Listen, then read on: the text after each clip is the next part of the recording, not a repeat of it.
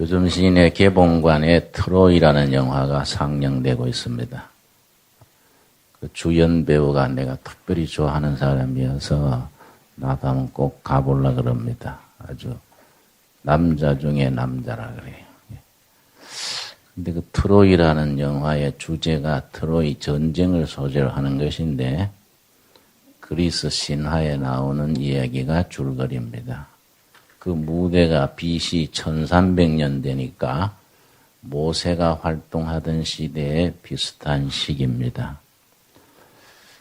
거기 나오는 전쟁 영웅 중에 오디세우스 왕 유리시즈라는 왕이 있습니다.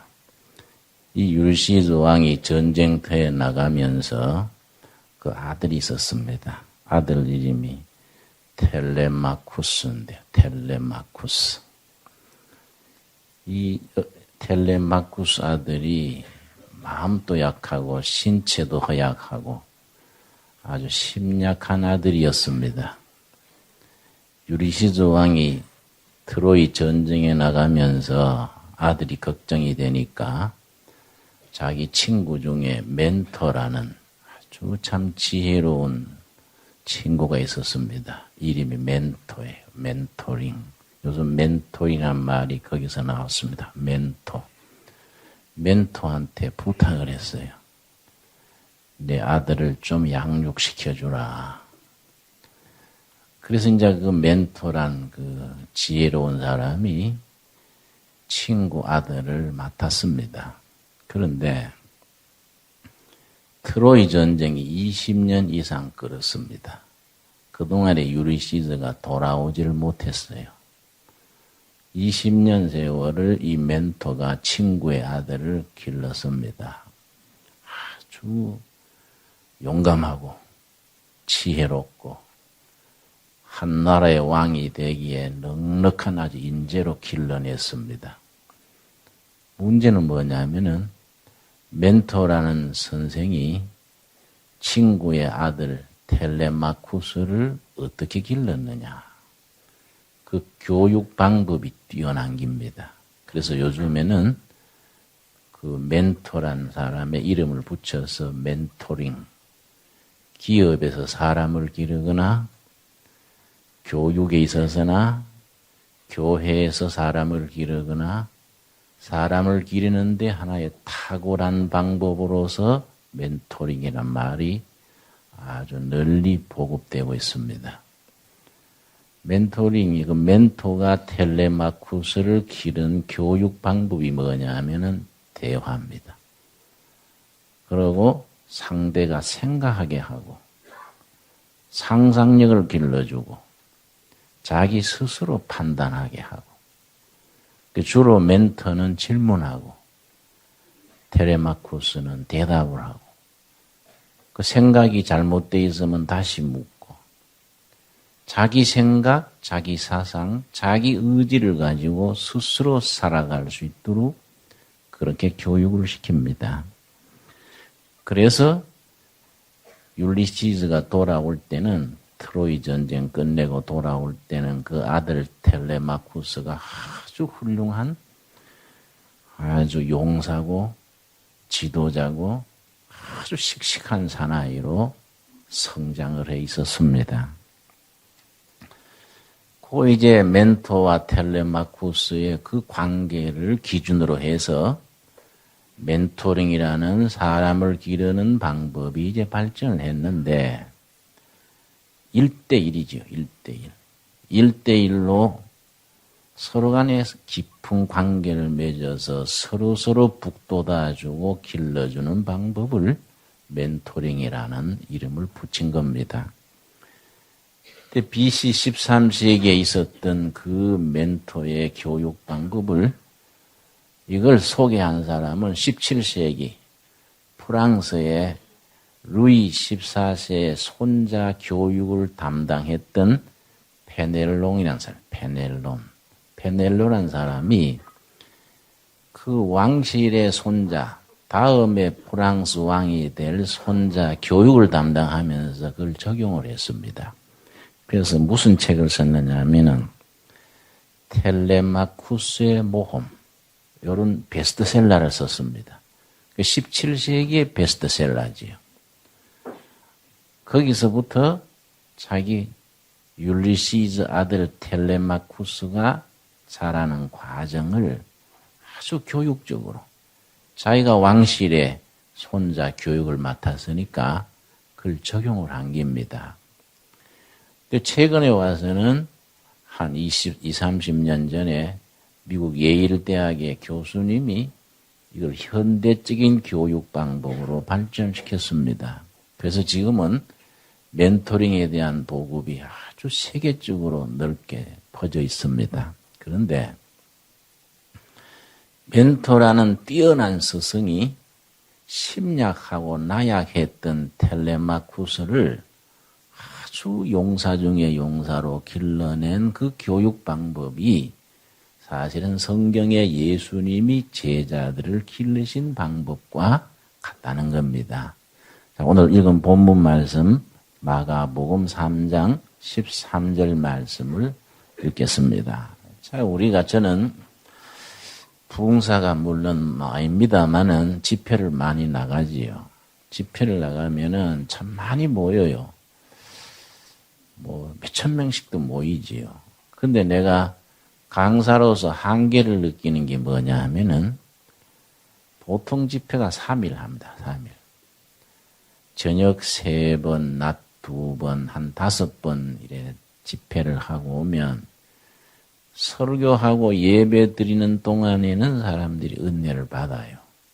그런데 설교만 하고 와버리면은 그 몇천 명 모인 사람이 무슨 문제가 해결이 됐는지, 무슨 기도 제목이 응답받았는지, 그 뒤에 어떻게 지내는지 전혀 연결이 안 되고 강간무소식이단 말이에요.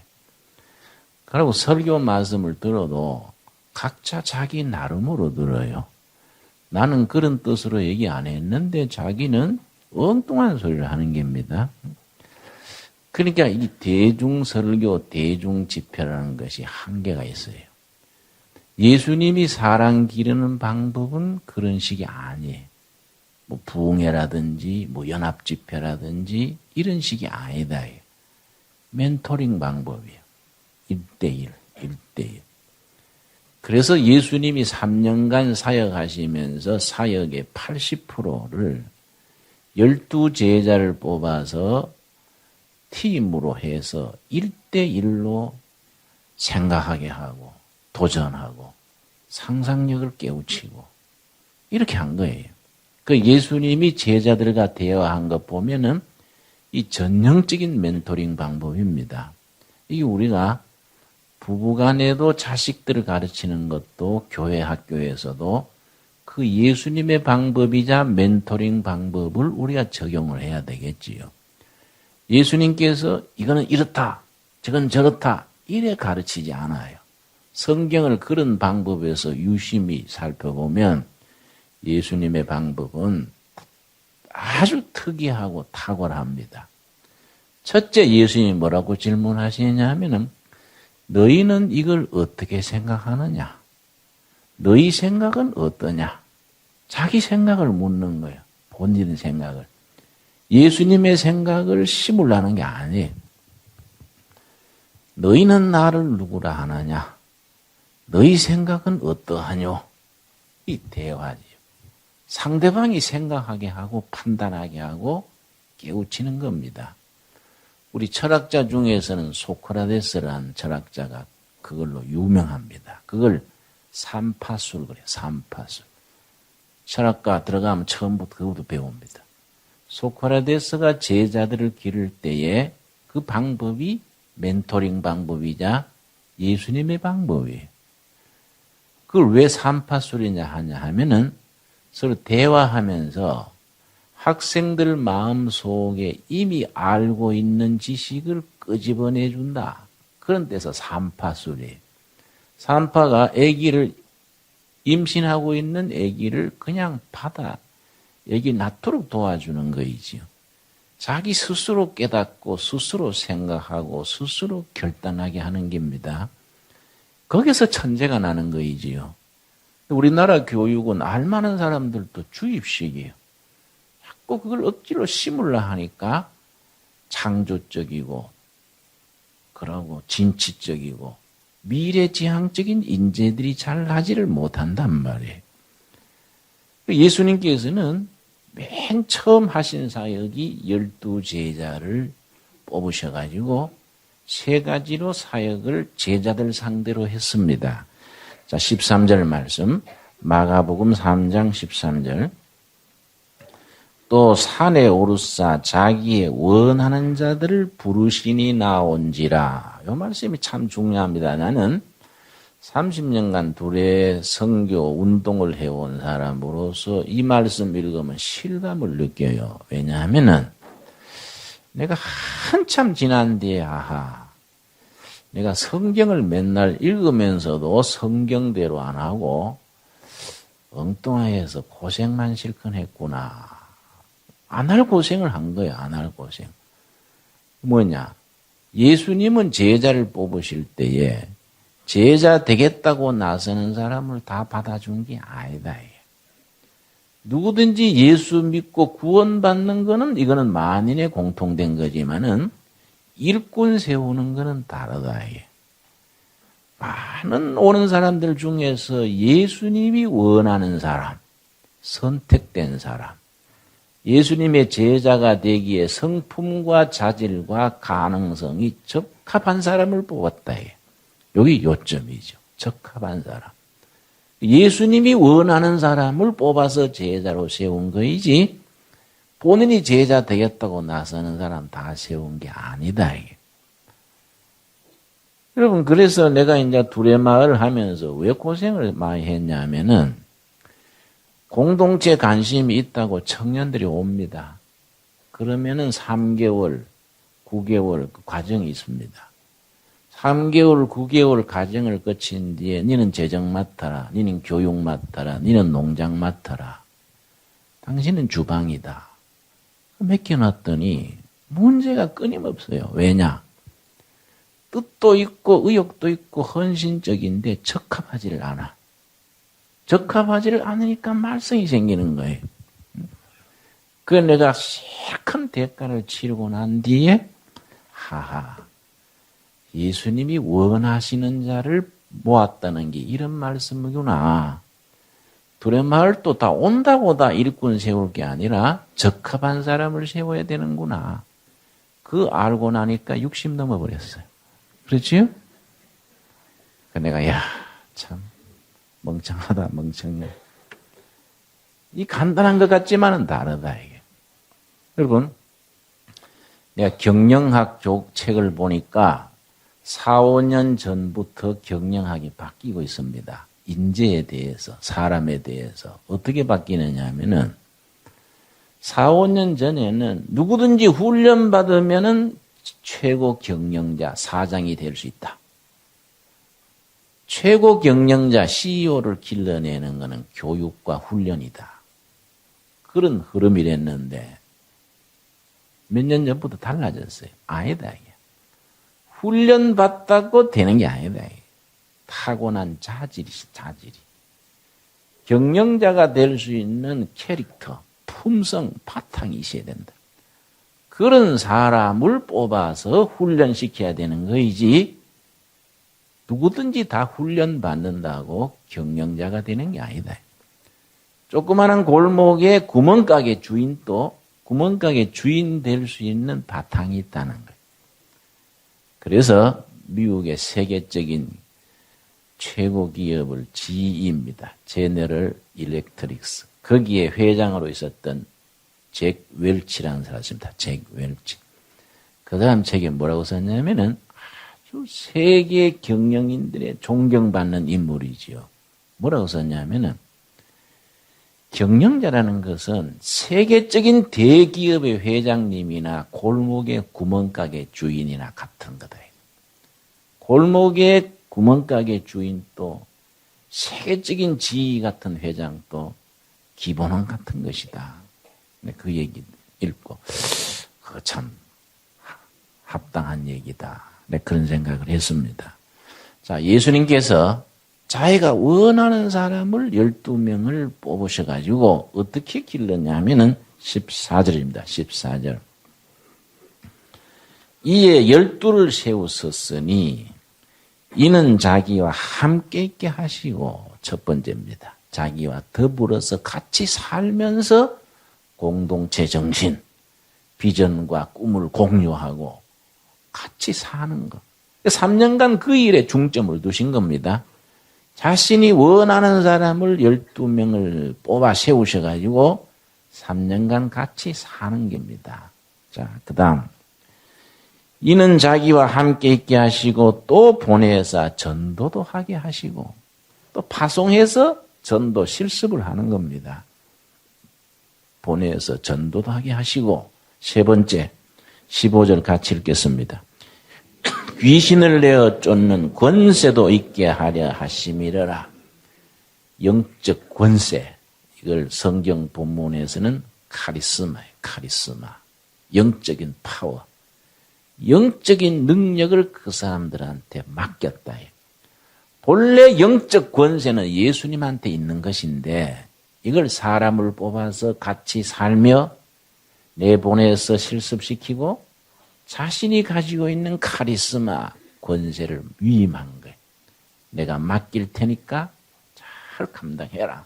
이게 맡긴 겁니다, 여러분. 우리가 정말 일꾼이 드문 시대지요. 우리가 정말로 사람 많이 모였다고 되는 게 아닙니다.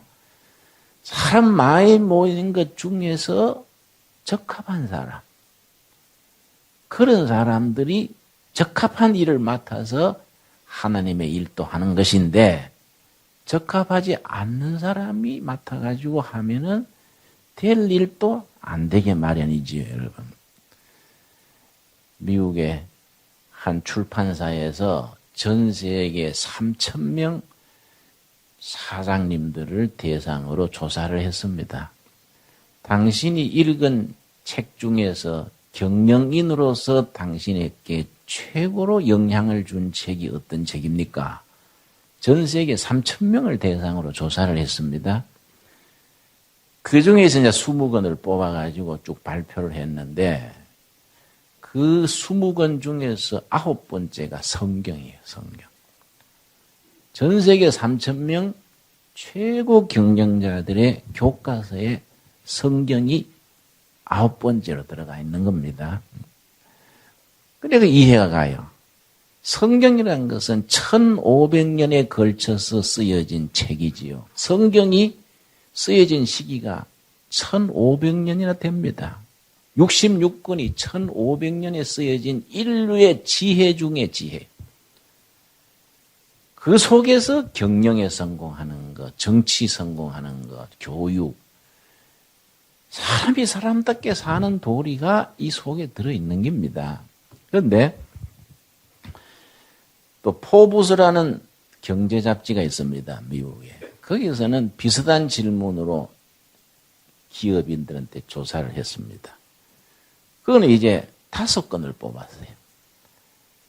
내가 최고 경영자로서 내 기업 활동에 영향을 가장 미친 책 5권.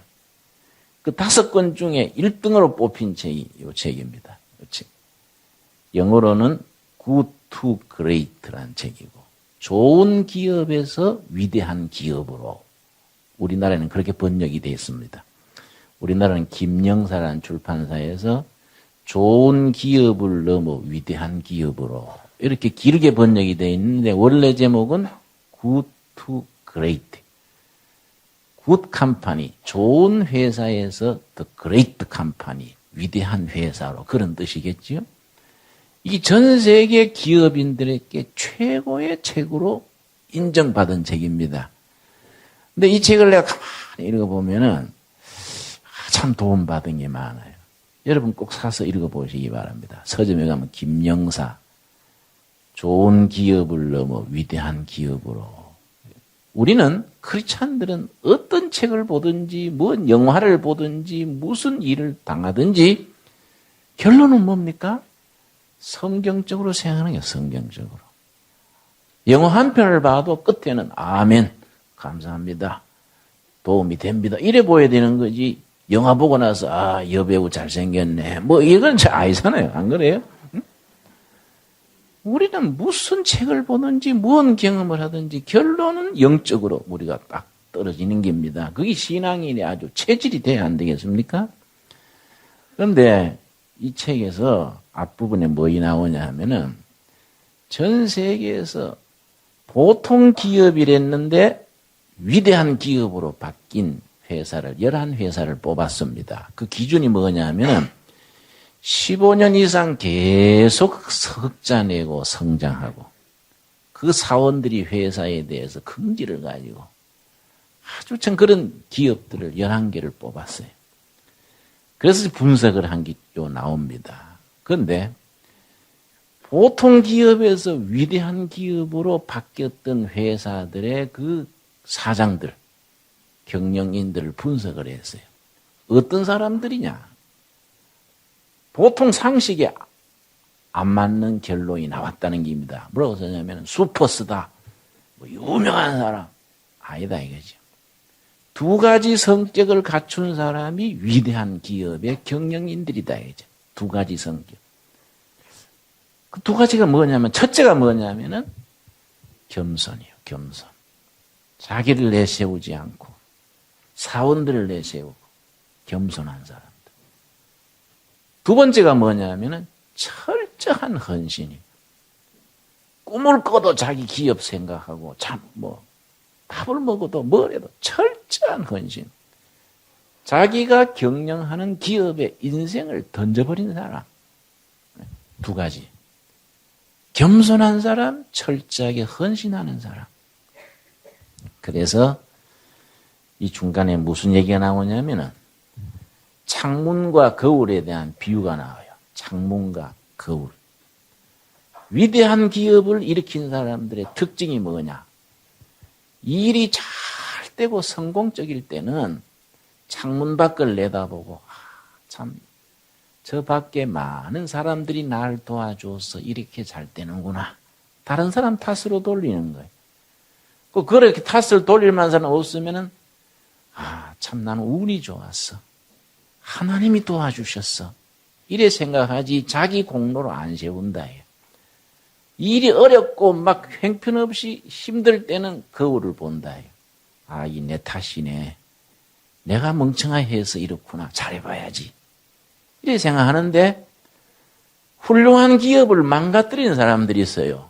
훌륭한 기업을 망가뜨리는 사람들. 그런 사람들은 반대다. 일이 잘 될 때는 거울 쳐다보고 내가 난 놈이여. 내가 이래 잘한다니까. 이래 생각하고 기업이 기업이 안 될 때는 창밖을 내다보고 전마 아들 때문에 안 돼. 응? 다 다른 사람 탓으로 돌린다. 그래서 내가 가만히 생각해. 이게 우리가 영적인데도 마찬가지다. 우리가 교회를 섬기고 하나님을 받들고 자식을 기르고 가정을 이루고 이 모든 일이 창문과 거울에 우리가 해당하는 거이지요. 모든 것이 순탄하고 잘 될 때는 하나님의 은혜고 일이 꼬이고 안 될 때는 내가 회개해야지. 내가 돌이켜야지. 이런 생각하는 것이 영적이 아니겠습니까? 안 그렇습니까? 응? 그런데 잘 안 되는 집안은 특징이 전부 이 탓이야. 남편은 마누라 탓이고 마누라는 당신이 사나긋잖아 가지고 이라고 애들은 또 부모 탓이고 이거는 벌써 안 되는 거이죠. 안 되는 집안이지요. 되는 집안은 뭡니까? 다 하나님의 은혜고 상대방 탓이고 이런 게 우리가 영적인 사람의 특징이지요. 그런데 여기에 뭐이 나오냐면은 기업이든 나라든 교회든 사람이 제일 중요하지요. 그렇지요? 사람이 제일 중요하다. 그런데 그게 아니다 이거죠. 사람이 제일 중요하다 그러면 틀린다 이거지요. 왜 틀리냐? 사람이 제일 중요한 게 아니고 적합한 사람이 제일 중요하다 이거지. 적합한 사람이 아니면은 오히려 망가뜨리고 무너뜨리고 손해만 일으킨다 이거지. 그래서 내가 성경도 읽고 이런 책 읽으면서 반성하는 것이 수레 운동을 내가 34년 내 나름으로 열심히 한다고 했는데 뭐의 문제인가? 반성하는 겁니다. 거울 놓고 반성하는 거예요. 거울 놓고. 이게 뭐의 문제인가? 아하. 적합한 사람을 적합한 자리에 쓰지 않고 응? 거꾸로 했대. 거꾸로. 그 내 자신이 겸손하고 인생을 투자해서 열심히 하고 이렇게 바로바로 했어야 되는데 고생은 직사게 했는데 그 누가 나 앞에 고생한 얘기하면 내가 속으로 웃는단 말이에요. 이 사람이 나한테 실례인데 응? 이 귀신 앞에 머리 풀지 어때 나 앞에 와서 고생한 얘기를 할까? 응? 마음고생 몸고생 뭐 빚지면 또 빚감들하고 죽을 고생하고 뭐 네. 아하 이게 문제가 있다 여러분. 성경은 우리들에게 위대한 책입니다. 위대한. 우리가 무슨 일을 하든지 그 일에 적합한 사람이 돼야 되고 하나님 보시기에 합당한 사람이 돼야 되지요. 예수님이 12제자 뽑을 때에 예수님이 보시기에 적합한 사람이에요. 예수님이 원하는 사람을 뽑으셨다 이거죠. 여러분 우리가 다윗 왕이 위대한 왕으로 말하는데 다윗 왕에 대해서 하나님이 뭐라 그랬습니까? 사도행전 13장 22절 보겠습니다. 사도행전 13장 22절 보면은 참 왕중왕 다윗 왕에 대해서 성경 말씀에 아주 정확한 표현이 있습니다. 사도행전 13장 22절 말씀. 22절 말씀. 우리 한번 같이 읽겠습니다. 패하시고 다윗을 왕으로 세우시고 증거하여 가라사대 내가 이새의 아들 다윗을 만나니 내 마음에 합한 사람이라 내 뜻을 다 이루게 하리라. 하나님이 다윗을 통해서 하나님의 뜻을 땅에 이루게 하셨는데 하나님이 다윗을 뽑은 이유가 뭐라는 겁니까? 어떤 사람이라고요? 내 마음에 합한 사람이요. 하나님의 마음에 합한 사람. 다윗 왕이 젊은 날에 하나님의 마음에 합했기 때문에 다윗을 뽑아가지고 하나님의 일을 땅에 이루게 했다. 예수님이 12제자 뽑았을 때 예수님의 뜻에 합당했기 때문에 뽑아가지고 땅끝까지 복음을 전해라. 이렇게 했다. 그런데 중요한 건 뭐냐? 예수님이 12제자나 다윗 왕이나 완벽한 도덕군자가 아니다. 다윗의 특징이 뭡니까? 실수도 하고 허물을 범하고 상식적으로 생각할 수 없는 죄도 졌는데 다윗은 때를 따라 철저히 겸손하고 회개하고 하나님 앞에 엎드려서 금식하면서 자복하고 하나님 앞에서 자기를 낮출 수 있었어요. 그리고 자기가 맡은 일에 인생을 통째로 투자했어요. 예수님의 제자들이 뭐입니까? 베드로가 얼마나 성격적으로 모순이 많은 사람입니까? 혈기 많고 교양 없고 그 베드로 같은 사람은 정말 골치 아픈 사람이에요. 그러나 베드로가 뭡니까? 예수님 앞에 무릎 꿇고 엎드려가지고 나를 떠나소서. 나는 죄인입니다. 거기서부터 시작을 해서 십자가에 거꾸로 못 박혀 죽을 때 그랬다는 거 아닙니까? 십자가에 바로 못 박으니까 내 스승 예수님이 십자가에 못 박혀 죽으셨는데 내가 감히 예수님처럼 죽겠나? 나를 거꾸로 못 박아주라. 그래서 죽었다는 거이지요. 철저한 겸손과 인생 전체를 투자하는 헌신, 이런 것이 우리를 하나님의 일꾼으로 적합하게 하나님의 마음에 합당하게 만드는 기본이라고 생각됩니다. 여러분, 우리가 이왕지사 예수를 믿는데 그렇게 한번 제대로 하나님 마음에 합하게 믿어봐야 안 되겠습니까? 그러지요? 이런 게 참 우리가 중요하지요, 여러분. 겸손하고 철저하게 인생을 헌신한다는 것. 우리가 잠언을 누가 경영학 교과서라고 얘기를 했습니다. 잠언 18장 12절 한번 찾아보겠습니다. 잠언 18장. 아까 제 세계 3,000명의 최고의 경영인들이 성경을 자기의 교과서로 뽑았다고 했습니다마는 잠언 18장 12절입니다. 성경 말씀이 우리 가정이나 기업 경영이나 심지어 국가 경영에까지 교과서가 되지요. 그래서 최고 경영자 예수 그리스도 그런 책도 나와 있습니다. 서점에 가면 CEO 예수 그런 책도 있습니다. 18장 12절 말씀 우리 같이 읽겠습니다. 사람의 마음에 교만은 멸망의 선봉이요 겸손은 존귀의 앞잡이니라. 겸손한 사람이 높이 올라간다. 교만한 사람은 패망의 앞잡이다. 교만하면 안 돼요. 교만하면. 교만이 모든 일을 그르치는 근본이에요. 겸손한 사람이 그 사람이 존귀하게 된다 이거지요. 여러분, 우리가 영적으로 말해서 하나님이 제일 기뻐하시는 성품이 겸손입니다. 베드로전서 5장 5절 한번 보겠습니다. 신약의 베드로전서 5장 5절. 은혜가 어떤 사람들에게 임하는가? 베드로전서 5장 5절입니다. 5장 5절 말씀. 그래 내가 가만히 생각하면서 고민이 가끔 있는데 겸손하지 못한 것 같아. 하도 어려서부터 고생하면 커서 그런지 누가 뭐 나쁜 말 하면 팍 살무사멸에 지켜든단 말이야. 왜? 내 밥 먹고 내 커서 네가 왜 그래? 한번 붙어볼까? 이게 탁 올라온다 이 말이야. 이게 그러다가도 이 목사로서는 적합하지 않은데 상대가 나를 좀 무시하고 그러면은 좀 겸손하게 가만히 있어야 될 낀데 탁 축게 오른다 이 말이야. 이게 아주 영적이지 않다는 생각이 들어요. 베드로전서 5장 5절 그런 식으로 하면은 은혜가 임하기에는 적합하지 않다 이 말이지. 5장 5절은 같이 읽겠습니다. 젊은 자들아 이와 같이 장로들에게 순복하고 다 서로 겸손으로 허리를 동이라. 하나님이 교만한 자를 대적하시되 겸손한 자들에게는 은혜를 주시니라. 겸손한 자에게 뭘 주신다고요? 교만한 자는 하나님이 대적하는 거예요. 교만한 자는 하나님이 적이 되는 거예요. 그래 니 잘났어. 응? 한번 두고 보자. 하나님이 대적이 되면 어떻게 되겠습니까? 우리나라 지도자들이 결정적인 문제가 이런 점이 있어요. 겸손하지를 못해. 그냥 백성들이 걱정하는 거예요. 저래가 될까?